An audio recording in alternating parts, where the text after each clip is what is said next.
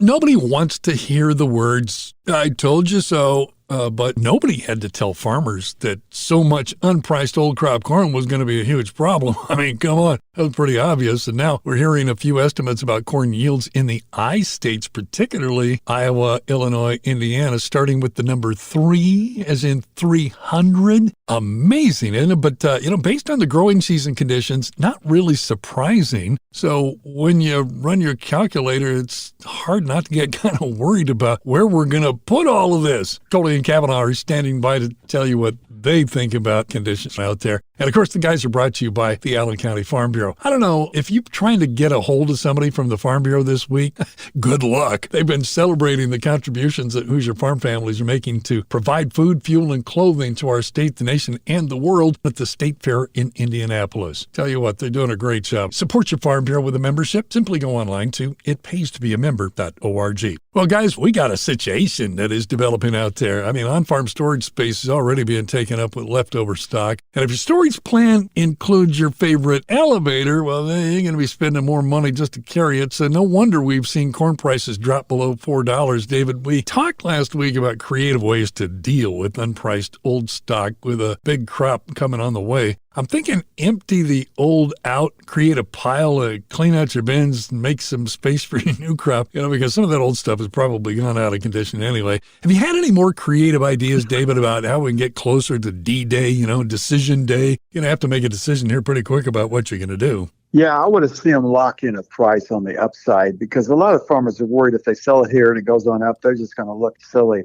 Buy an option, buy a call option on the corn and beans. That way, if the price goes up, you're going to be gaining. If it goes down, it's like a minimum price contract, exactly what it is, only you're doing it yourself and saving yourself some money. If you're worried about it going higher, the options will give you the value that they can basis what they think that the market's going to be doing, especially here during harvest. So sell the old crop, find out what happens. Well, I'm just kind of echoing David there that there aren't many good ideas out there, but I certainly understand the concept of minimum price that a lot of producers are afraid they're going to sell at some very low prices and then down the road prices go much higher. So the way to protect yourself is with a minimum price contract. Most all grain dealers out there offer minimum price contracts and can always put it in delayed price too. But I like the minimum price contract better. And they will protect you if we later have something happen that causes prices to go higher. We have all kinds of things out there in the macro world that could really cause some great volatility in prices. Yeah, but John, the problem is that we don't have that many days left for something that would be impactful to actually happen. We're talking amongst ourselves about how close we are to harvest, just not that far away. Now, John, you're part of a select group of industry experts and farmers that report in each week on what's kind of going on in their region. And I thank you, by the way, for sharing that with me and David. Now, the weekly corn yield estimates for Indiana and Illinois continue to inch higher every week, putting Indiana now at a record 205 bushel an acre average here in the state. What are some of the other things that are being talked about in the regions that you get a chance to chat with these other people about? Well, every region I hear continues to talk for the most part about some of the best conditions they've ever had. The weather has been nearly ideal most everywhere. The one exception, of course, is when we get into the northwestern belt, parts of Minnesota and portions of Iowa where they had all that flooding and there was a loss of acres and in many cases very little grain or no grain. But every other area that I hear, with almost no exceptions, is having nearly ideal weather. It's been a long time since I've seen that. And David, you got some numbers on that this past week. Give us an idea what you ran into. Yeah, because the USDA comes out on Monday at 12 o'clock noon. Production on corn, they're looking for 15,105,000. The July number from the computers was 15,100, and a year ago, 15,342. When I look at yield, it's 182.1.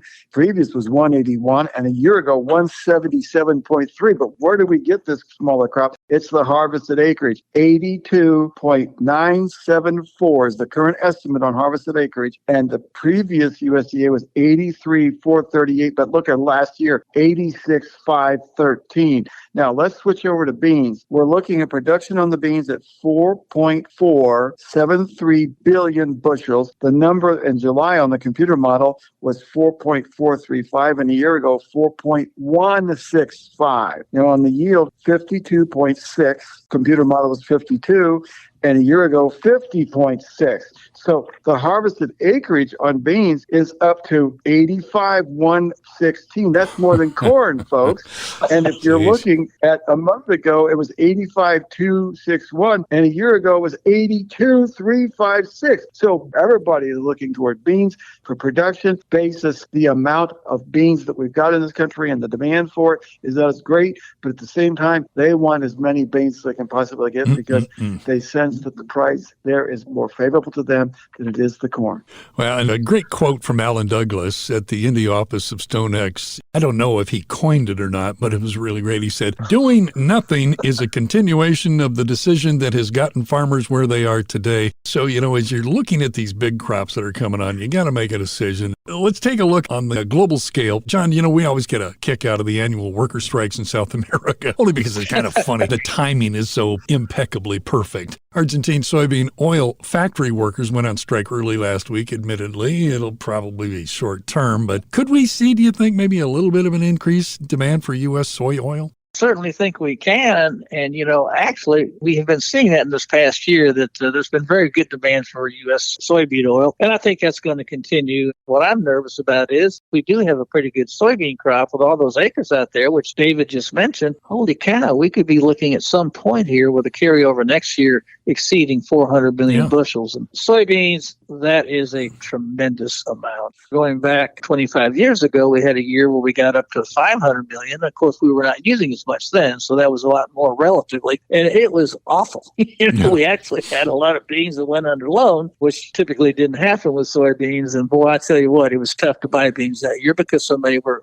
just not available to the marketplace. We're not to that kind of a situation yet, but I can certainly see the possibility of cash price below $10 and maybe getting down into the low $9 under the worst case scenario. Yeah. And that's something that we've been talking about for a few weeks. We said, if this keeps up, we're going to go below $4 on corn and below $10 on beans. And here we are exactly there. Now, one of the things driving this obviously is lower demand. We talked about that ad nauseum as well. On an annualized basis, David, China's imports of soybeans were down, but Brazil's shipments to China were up. And obviously, ours have been way down with regard to China. Both of those are bearish for U.S. soybean export sales. But, David, this last week, we had a bunch of flash sales. And if you look at the export sales report that came out Thursday, beans, the old crop, it's almost over, is 325.4. But the new crop was 985.2. And China did buy 135 million metric tons of soybeans. So I think that's a good thing to note here, that the Chinese are definitely buying as much as they can on the new crop. If you look at corn, it's a low number, 485 on old, 249 on new. But how about this? Mexico bought 309,000 tons of U.S. corn. But the wheat export sales are very disappointing. Taiwan bought 105.7, Japan 63.1. The wheat export sales are really hurting right now. Tell us about French wheat, because I saw that the condition ratings just continued to tank on that French wheat. Does any of that impact our market? Not that much, no. I mean, there is a following, with the French wheat price versus our wheat price. The French exchange did show some better values when this came out. The French wheat crop is the lowest, smallest crop since 1986, and the European total is 116.5, down 5.8. It's not just the French, it's the German, and they're not getting the crop that they were hoping for. And, one of the reasons why we're seeing these kinds of problems, and John mentioned this last week, about the problems that China had, which probably going to see the impacts of China's problems, flooding and drought and, this, that, and the next thing. But, all of this stuff really kind of points to weather. And David, according to the latest August ENSO report, there's a 66% chance that La Nina will develop sometime in September. Now, that's like 2 months from what we thought it was going into the season. Absolutely, yes. Remember in June, I was talking about it hitting the end of July, and then through August, we would see El Nino. But now what's happening is we're seeing a lot of solar energy, and this energy is just knocking on the door all the time, and it will affect the southern Pacific water temperatures, and that's causing the La Nina to be delayed for that reason. And I think the point we have to stress right now is it's going to be the factor this fall and maybe early this winter, but some people are saying it won't last that long. long. But remember, the last times we've had La Nina, it's always lasted longer than they expected. But with the solar energy that keeps hitting us, I'll tell you, it just keeps ringing the bell. That's the thing that I see is the big factor going on right now. Well, I tell you what, cattle don't care what La Nina is doing, but the beef herd is down and not expected to grow much, David. The drop of a few even more ticks down for 2025 is kind of expected at this point. Yeah, and they were looking for more feeder cattle being available this fall. But the problem is, you look at the dairy side here, the bird flu situation there is very problematic for milk cows. And the beef farmers are also very concerned of this bird flu affecting the beef herd. It hasn't been that much of a deal, but if it ever is, that would really, really knock our beef cattle on feed down and give us a big worry about enough beef being available for consumers. So that's something to keep in mind too. Well, I've been thinking about what John's final word might be this week because we covered quite a bit. John, what do you got for us? Well, this one's kind of offbeat a little bit, but there's a controversy developing over the importing used cooking oil into the United States to be used in the biorefinery industry. I wasn't aware of this myself, but if we go back 3 years ago, we only imported about 200 million pounds of used cooking oil, and currently that's up this coming year to 3 billion pounds of used cooking oil being imported into the United States. What's the big deal about this? Well, guess where it's coming from? It's coming from China. And, China's been cheating a little bit. They got caught cheating. No way. They've been blending some very cheap palm oil in with this used cooking oil, and they trace back this palm oil, and it turns out it's coming from areas where the palm oil is causing deforestation, which is an environmental problem. That's illegal for them to do that, and they've been caught. Where it goes, I don't know, but the Chinese are up to it again.